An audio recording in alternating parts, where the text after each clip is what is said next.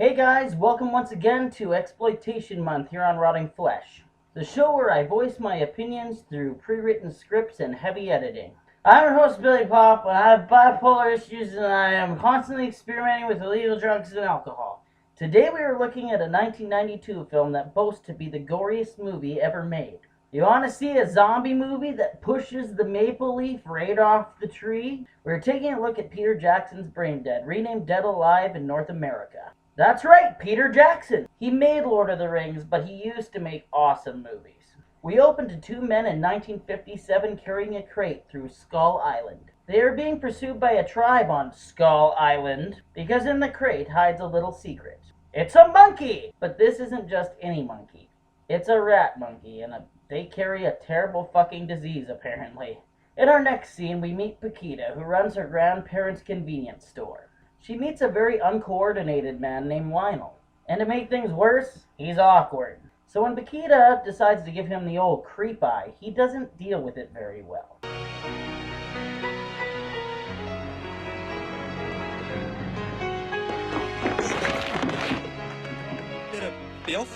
We follow Lionel home to his overbearing mother. She's been accepted into the Wellington Ladies Welfare League, whatever that is. It's the WLWL. She is very unlikable and clearly has a death grip on her son. She doesn't want him dating, and that is a bummer, because she ends up following him on his date with Paquita to the zoo. Well, there they meet the rat monkey. I have to say, for stop animation, this thing looks hilarious and scary at the same time. Lionel's mother ends up getting bitten, which in turn makes her even more unlikable, as she is now a zombie. This is where the film takes a disgusting turn, because as we all know, one thing that is missing from every zombie movie is pus. The next day, the people from the Ladies' Welfare League show up to visit Lionel's mother. But this lady is falling apart at the seams. Careful, it'll stick on crooked. The scene is actually quite gross. Damn fine custard.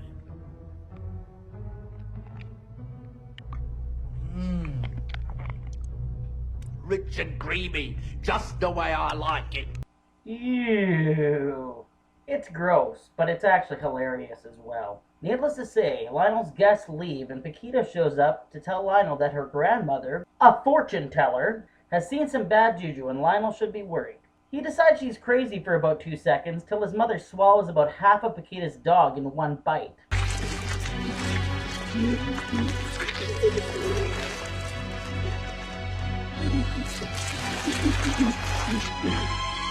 Oh, Fernando! Your mother ate my dog! Not all of it. But not all of it.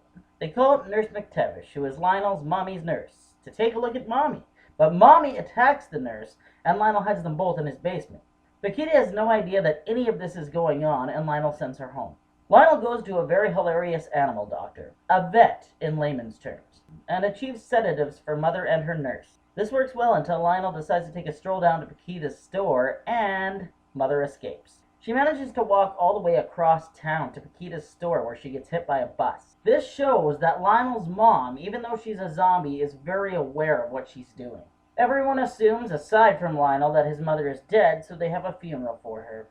At the funeral, we meet Lionel's uncle, who very clearly has a hidden agenda and bad ulterior motives regarding the family's estate. We also meet a priest who becomes one of my favorite characters. Why, you might ask? I kick ass for the Lord! You knew I'd put it in there. I mean, who wouldn't? Lionel goes to the graveyard that night after the funeral and is attacked by some sort of Elvis gang of greasers. Our priest comes to save him, but he is killed, which is a good thing. Because if you liked him as a priest, he's an even funnier zombie.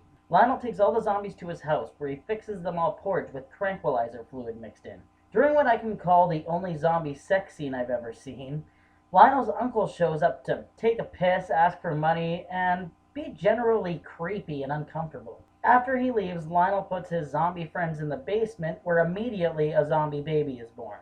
Yeah, this movie goes there. It's pretty fucking ridiculous.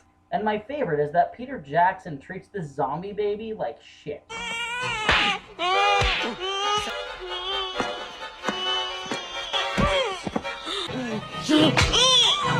made me and my mom laugh our fucking asses off. Yeah, this pretty much made this movie my mom's favorite zombie movie. Anyway, Lionel's uncle finds out about the zombies in the basement, mistaking them for corpses somehow. And he tells Lionel that he'll tell everyone about them unless Lionel gives him his mother's money and the house that she left him in her will. Lionel accepts, and his uncle decides to throw a big housewarming party. Well, that's where things get interesting. Oh no. So I don't want to give away much else, mainly because what ensues is the biggest bloodbath in movie history. I will show you this great idea for a zombie slaying weapon though. Party's over. The direction in this movie was awesome. The reason is that Peter Jackson made some really over-the-top characters, and with that amazing New Zealand accent, he does a lot of extreme close-ups of their faces, which makes the characters even more outrageous. It makes them almost seem like they could be in a cartoon. The really great sets also give this amazing atmosphere that you don't see in many movies. Actually, to me, it's kind of its own world. Mind you, if you're from New Zealand, you might not think the same way. The writing is very solid as well. It's a slow build at the beginning, but once this thing picks up, it just gets worse and worse for Lionel at every second. Which leads me to the acting, which is done pretty much perfectly by everyone involved. All the characters were very believable in this world that Peter Jackson created. I really like the side characters a lot more than the protagonists though, just because they were so fucking zany in so many different ways. Even Mr. Jackson makes a little cameo as the Undertaker's assistant in this movie, and he nails the part perfectly. As for effects, this movie delivers in spades. I can't believe the gags they pulled off in here, man, it was insane. This movie might even be able to say that it not only has the most, but the best done organic effects a person can see in a horror movie. I loved every minute of it. The music in this was probably my only gripe. It was alright, but I never found it to induce any fear. Maybe it was a bit different because the zaniness of it all. I can recommend Brain Dead, or Dead Alive. It is my favorite zombie movie of all time.